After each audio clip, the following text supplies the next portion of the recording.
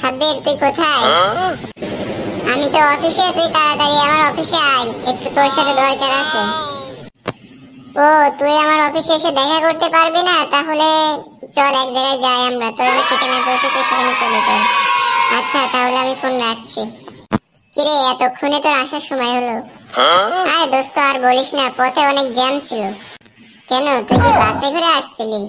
আরে না দোস্ত, গাড়িতে করে আসছিলাম তো, পথে অনেক জ্যাম ছিল।